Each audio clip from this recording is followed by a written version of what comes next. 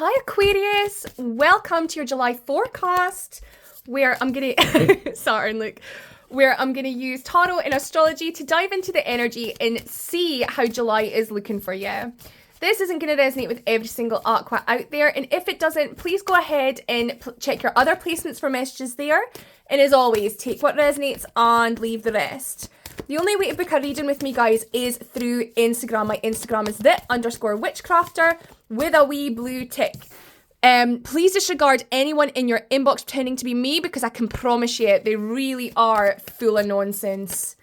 Now, Aqua...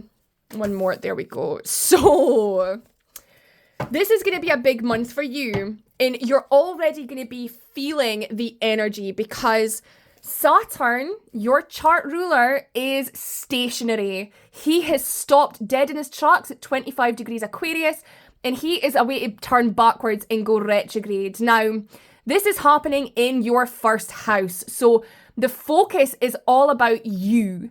For some of you, it could be health issues that are going to be raised. But for the vast majority of people, you're going to be really asked introverted questions, like, are you happy with the direction that your life is going in? Do you feel like you are consistently acting in a way that expresses your authenticity?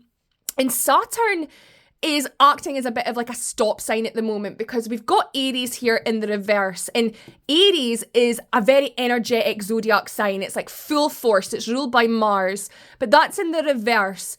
And I definitely feel as though, because there's like a introspective reflection period coming up, there's going to be this tension within you where you're wanting to go at something full pelt ahead, but Saturn is going to be putting on the brakes, okay? Take this pause as a bit of a comfortable pause. Like, use this time to get back in touch with yourself, okay? Now isn't going to be the time to make any brash decisions.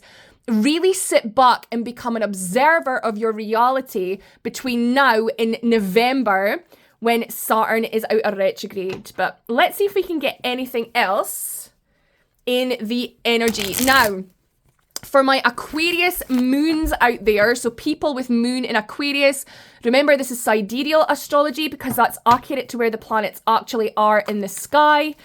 You are in Sadasati, so whatever the themes have been over the last year or so, you're gonna see a sharp resurgence of that, and this is gonna be in your emotional realm. You might find things that you put to bed are suddenly confronting you again. But the trick here is that for people with Aquarius moon, Saturn is trying to teach you to deal with things in a much more emotionally healthy way. So take heed and listen to that advice. So there we go. We've got the star.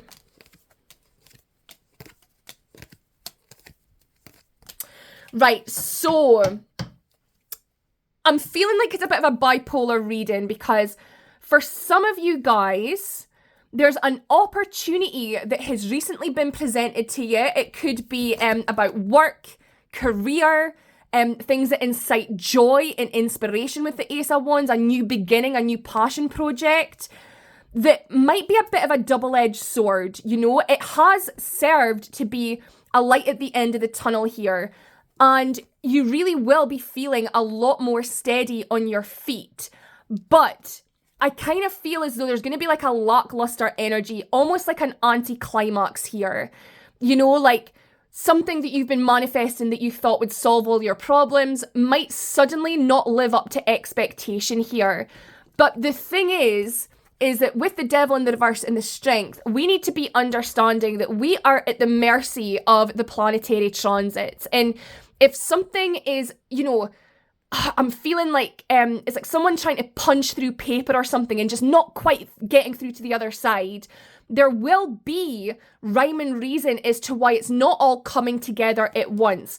Again, this is going to be a month where you want lots and lots of things to happen, but there are roadblocks in your way. But don't allow yourself to feel restless or annoyed with this situation, because more information is going to be coming to light.